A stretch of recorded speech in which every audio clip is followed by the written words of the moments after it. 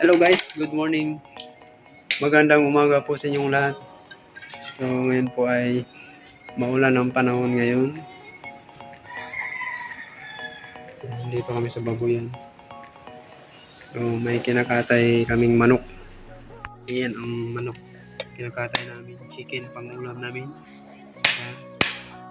Sa tanghalian.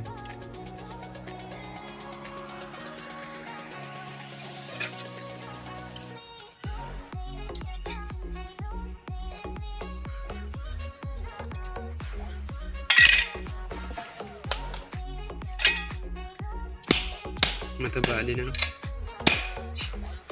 Mataba din.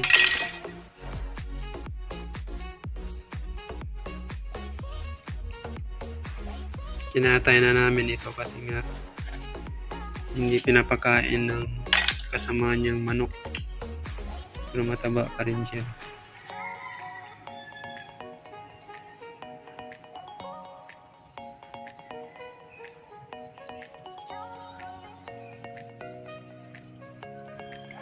Pang-ulam namin to hanggang sahod.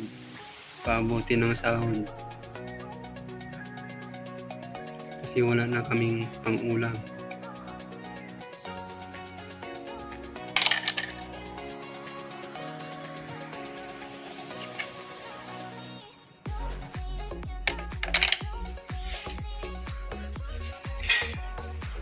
Ayun guys, nagkatay kami ng manok kasi maulan ngayon.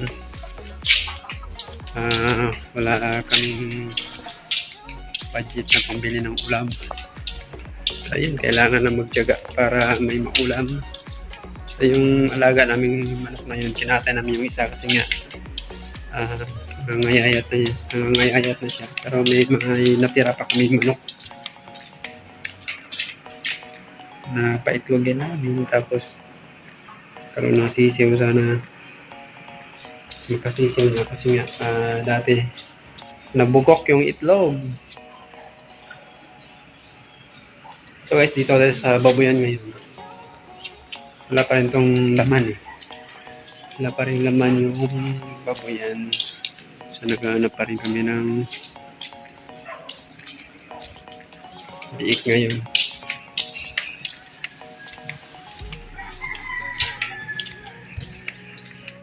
So yan ang natirang manok namin. So may mga itlog na rin yan. Lahat sila. 4 na lang natira. Nakatay namin yung 2. So maano kasi magastos sa feeds, sa pagkain. So yan, sana magkasisiw na yan. So yan ang kubo namin. Bagong gawa akong kubo. Eto, maulan ngayon guys. At may yung dating kubo dyan, naalala nyo yun, sa sobrang ulan saka hangin, bagyo, bumagsak siya. So ayan, may gawa na akong bagong kubo. Inayos ng asawa ko, nilagyan ng halaman para maganda. So may mga kahoy yan, kahoy. Tapos yan ang saingan namin. Doon kasi sa bagong kusina, doon sa malaking bahay, may kusina doon, nirenovate yun, inayos, pininturahan ng puti. So ang gagawin lang doon ay pwedeng magluto doon shilane, gasol. So di na pwedeng ganito doon sa loob ng kusina niya kasi nga pininturahan ng puti yun eh. Pati yung kisame, bubong, puti, lahat yun. Kaya iitim yun pag doon kami magluto. So ito, magandang ganitong lutuan. Dito na kami kumakain sa pananghalian sa kubo. Ayan, nabili na ng asawa ko ng linoleum. Yan. So kulang pa yan guys. Bibilan pa yan. Meron ding lamisang plastic. So talagyan pa dito ng dingding yan kasi gusto namin matulog dito. Presko kasi ang ganitong klaseng higaan or kubo kaysa kumpara mo sa bato, lalo na sa pagtag-init na. sobrang init sa bato kasi wala namang aircon dun eh. Saka magasto pag mag-aircon. Ito, kahit dito lang pwede na kaming matulog kasi sanay naman kami sa ganitong klaseng bahay na kawayan lang. Sa amin nga, kawayan lang din bahay namin. So, nasanay po kami or ako sa ganitong klaseng higaan kasi malamig po yan eh. Saka kulang pa yan ito. Lalagyan pa yan ng linoleum para dito yung mag-ina ko. Dito ako sa baba. Lalagyan namin yan ng harang dito. So guys, hindi ito bahay namin. Ang bahay talaga na tinutulugan namin ay doon sa may malaking bahay na yun. Yan. So diyan kami pinapatulog ang pinsan ng asawa ko. So ayan o. Yan, dyan. So ngayon, pinipinturahan ko pa yan. Bahay na yan. Ito na lang ang natira. So ang napinturahan ko guys ay may andamyo. So malapit na matapos yan. So dito kami natutulog dyan. Yan, punta tayo dun sa loob ng anak ko. So yan ang mga pininturahan ko. Yung grotto. Yung mga pininturahan ko. So palikutin guys. Dito kami sa malaking bahay. So ayan. Anak ko. Dito kami natutulog guys. Yan. Hi Kate. Hello. Hi ka sa vlog. Dali. Hello ka. Hi. Ayan, yan ang anak ko. So may tulugan kami dito maayos guys. Doon sa kubo ay ginawa ko lang yun para tambayan namin doon pag mainit dito kasi mainit dito. Ayan, ginagamit namin ceiling fan. So yan, bye bye na. Bye bye. Kaya gising lang niya. So mamaya lilipat kami doon sa kubo. So dito may lamesa din dito. Kailan kasi dragon fruit. Yung dragon fruit na ito, doon yun sa tinanim ng asawa ko. Maliit na siya. So, ayun. Yung mga cactus. Cactus yun.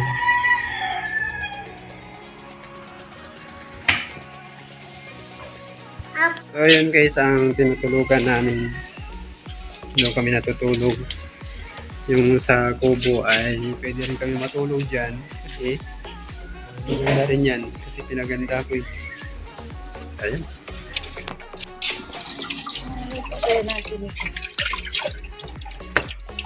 Maganda yung adobo.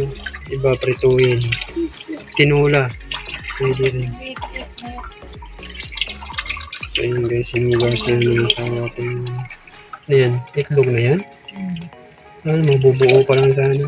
Sayang nga yun. Hindi na pinapano ng lalaki.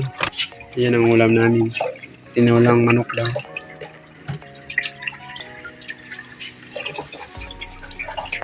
So yun guys, may ulam na kami mamaya. Maulan kasi ang panahon ngayon dahil sa LPA. Yan. Maganda tingnan to guys, nilagyan ng asawa ko ng mga halaman. Ginawang ko rin ng ganyan tapos nilagyan ng design.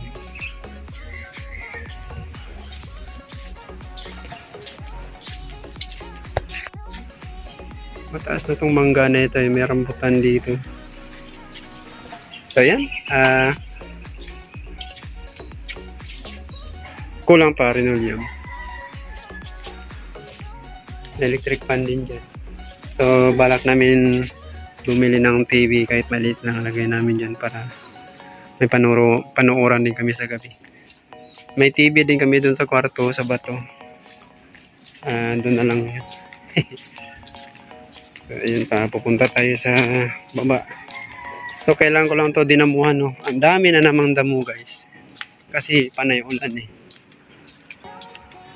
Sa baba nito breakwater, ginagawa yung breakwater dito.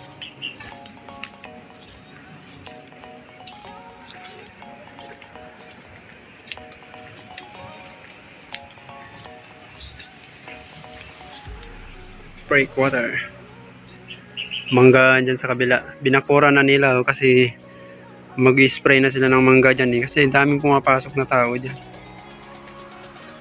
Sa loob na yan. So, yung mga gulay, talong, ayan. Mga talong. Tapos yung okra, malapit mga mamunga yan. Ito guys, sambong. Pamilyar ba kayo dito? Sambong. Sambong. Okra. Yan, malapit. May bunga na rin yung okra. Yung mga aloe vera.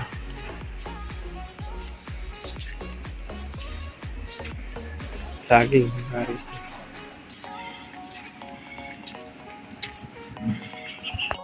So ayan guys, hanggang dito na lang ang aking video. So maraming salamat po sa support ninyo. Thank you guys. So yan ang saging oh. May puso na pero kailangan na sigurong putulin to kasi parang wala na siya. Ilang piling lang yan. Sa 2, 3, 4, 5, 6, 6 lang. So yung isa na yan ay malapit ng harvest. Ayun. Guys, hanggang dito na lang aking video. Salamat sa supportan ninyo. So like, comment, and share sa YouTube channel ko po, Jers Vlog.